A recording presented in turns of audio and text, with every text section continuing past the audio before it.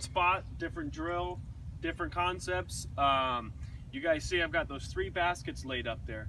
That's exactly 25 yards. We've got 25 yards from here to those baskets, and then I've got another grouping of balls up there, and from those balls onto that flag is 80 yards.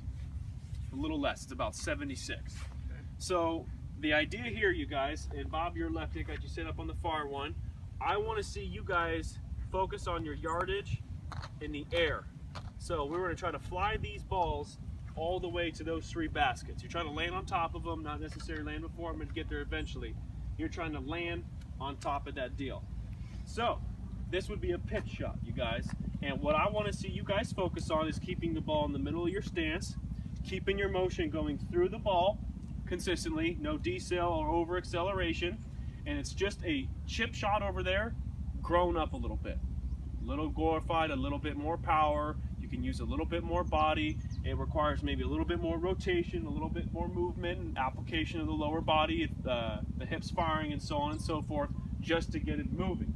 Now, my whole goal with this chipping stuff is to get you guys to hit the chips solider, the pitches more solid, more frequently. So what I'd like to do is really keep the grip pressure loose, again keeping as still as we can with our motion, right? A little bit more lower body with these, but not jumping up and down and swaying all through the shot, but really keeping that triangle, you guys, out in front of us. We watch the guys on TV, and when they hit these, there's not a whole lot of upper body movement. They're hitting a lot with their lower body. Right. I will literally show you guys, this is just my lower body movement. There's nothing in my upper body moving at all whatsoever. This is just my hips. And you see how much movement I get out of that golf club. And the reason why they do that is to promote the ball from going, to promote the ball being hit solid. So, the body, there. I want to see you guys focus with the lower finish, really get set in your ways on how far you take the club back. You guys will pick your shot, pick your distance, and you will fire. Big commitment is really good on these type of shots. Finding how far back you're going to take that golf club and sticking with it, and not really getting too worried over the results. Saying, hey man, when I've got about 20 or 30 yards, I know from practicing, you know, that day with Cole, that I need to take the club back to about hip high, and I can just quietly go through the shot. It's going to be pretty consistent.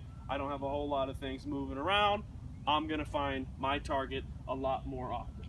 So this is essentially what I want the shot to look like. Middle of the stance, maybe a little bit back in your stance if you guys want to swing down on it a little bit more, which kind of helps promote hit 'em solid.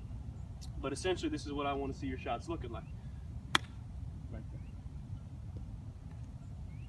Pretty much focused on the body with a quiet upper body. And Rick, I want to see none of the flippy floppy. The wrists can't get going. What we don't do is stand here and go like this with no body. We got to get comfortable, maybe open up a little bit.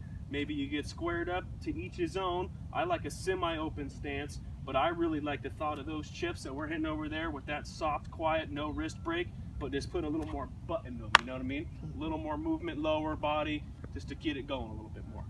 So we'll split you up.